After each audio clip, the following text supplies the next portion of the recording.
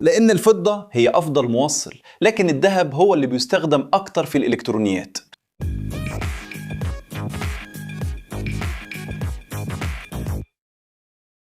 ازيكم يا عشاق الهندسة؟ النهاردة هنكشف سر بيحير ناس كتير.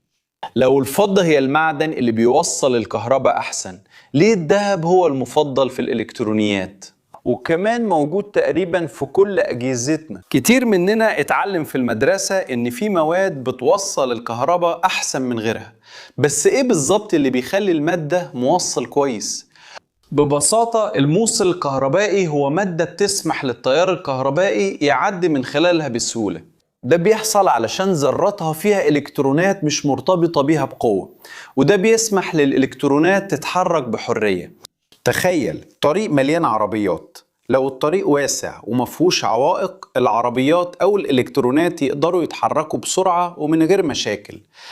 العرض ده وعدم وجود عوائق هو اللي بنسميه مقاومة كهربائية منخفضة. كل ما المقاومة قلت التوصيل بيكون أحسن. وهنا بتيجي الفضة في الصورة، عندها تركيب ذري بيخليها البطلة بلا منازع في التوصيل الكهربائي بين كل المعادن. إلكتروناتها التكافؤية حرة جدا، وده بيخلق بحر من الإلكترونات اللي بتتحرك بأقل مجهود. لو قسنا التوصيل الكهربائي لمواد مختلفة هنلاقي الفضة في قمة القائمة، متفوقة حتى على النحاس والذهب، وده هيخليها نظريا الاختيار المثالي لأي تطبيق محتاج كفاءة عالية في نقل التيار. بس لو فضة كويسة كده، ليه مش بنشوفها في كل مكان في الإلكترونيات؟ أو بمعنى أصح، ليه ما عندناش كابلات فضة في بيوتنا أو نقط تلامس فضية في موبايلاتنا؟ الإجابة على السؤال ده مش في قدرتها على التوصيل في البداية، لكن في متانتها واستقرارها مع الوقت. الفضة عندها نقطة ضعف كبير، إنها بتتأكسد وبتسود بسهولة جدا. عارف الحلي الفضة اللي بتسود مع الوقت؟ ده هو التأكسد، أو بشكل أدق تكون كبريتيد الفضة على السطح، وده نتيجة تفاعل الفضة مع المركبات الكبريتية اللي موجودة في الهواء. الطبقة دي من كبريتيد الفضة بتكون موصل سيء جدا. تخيل ان الطريق بتاعك اللي كان مثالي للإلكترونات كل يوم بيعدي عليه بيبقى مليان حفر وحجارة، وده بيصعب الحركة عليه، بالظبط زي شوارع بلدنا الحبيبة. الاتصال الكهربائي اللي بيبدأ ممتاز بفضة نقية بيتدهور بسرعة لما الطبقة دي من الكبريتيد بتتكون، وده بيزود المقاومة وفي الآخر بيفشل في التوصيل.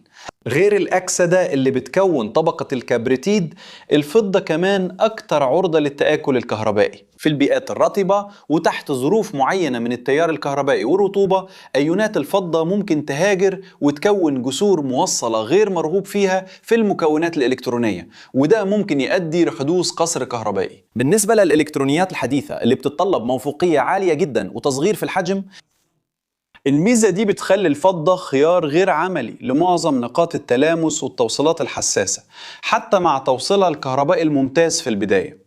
بس لو الفضة عندها التحديات دي، ايه اللي مميز في الذهب بيخليه هو اللي بتختار في الإلكترونيات؟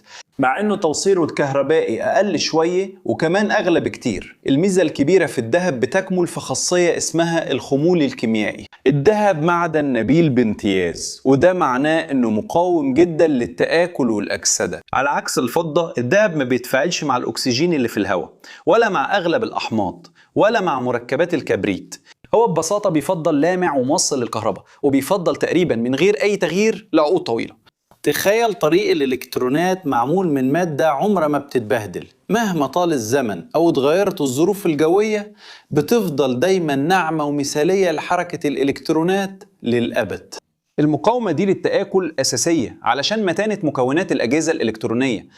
الموصلات المطلية بالذهب مثلا بتضمن ان الاتصال الكهربائي يفضل ثابت وقليل المقاومة طول عمر الجهاز. ده مهم جدا في الأجهزة اللي بنستخدمها كل يوم، زي الموبايلات والكمبيوترات وأجهزة ألعاب الفيديو، وبالذات في الأجهزة اللي بتشتغل في مهمات حرجة زي أنظمة إلكترونيات الطيران والمعدات الطبية وأجهزة الفضاء، إن فيها أي فشل في الاتصال ممكن يسبب كوارث. غير أنه ثابت كيميائيا، الذهب كمان قابل جدا للطرق والسحب، وده معناه انه ممكن يتمدد ويتسحب لأسلاك رفيعة جدا او يتفرد في طبقات رقيقة جدا جدا، وده ضروري في تصنيع المكونات الصغيرة زي المايكرو بروسيسور.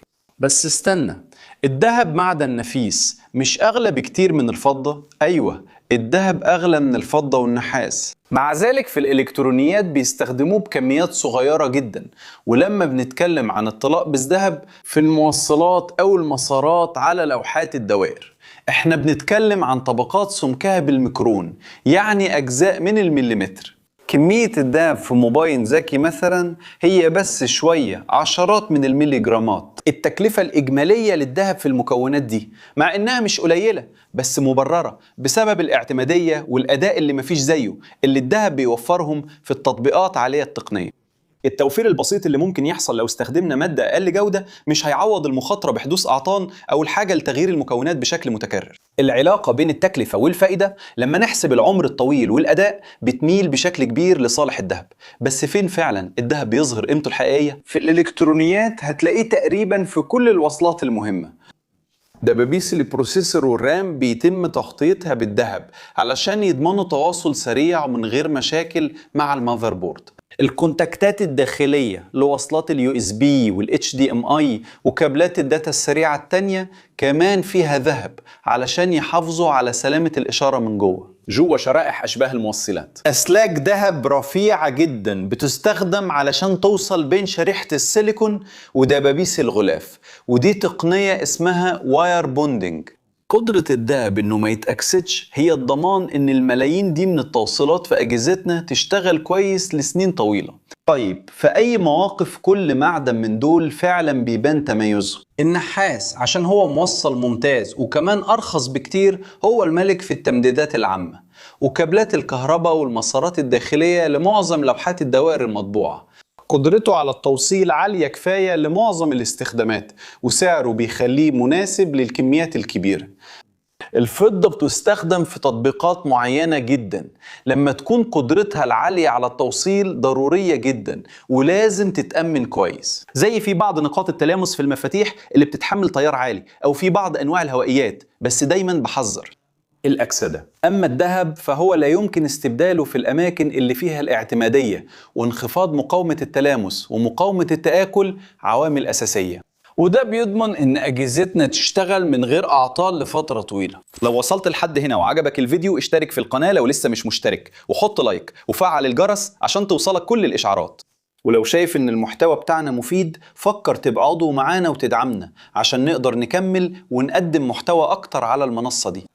لو عندك فضول تعرف في الكورسات اللي بنرشحها امسح الكيو ار كود اللي جنبك هنا او ادخل على اللينك في وصف الفيديو عشان تقدر توصل لفرص كتير تطور بيها مهاراتك اللي هتفرق معاك في شغلك. وانت عمرك فكرت قبل كده في الفرق ده بين المعادن في الالكترونيات؟ دلوقتي فهمت ليه في معدن غالي قوي موجود في موبايلك؟ سيب لنا في التعليقات رأيك في الشرح ده ولو كنت تعرف المعلومة دي قبل كده. جنبك في اختيارين لفيديوهات شيقة لازم تتفرج عليهم علشان توسع معرفتك وتستكشف فضولك. ولو حابب تدعمنا اعمل لايك واشترك في القناة وفعل الجرس وفكر تبقى عضو في القناة. ده كان كل حاجة يا عشاق الهندسة، تحية كبيرة واشوفك في الفيديو الجاي.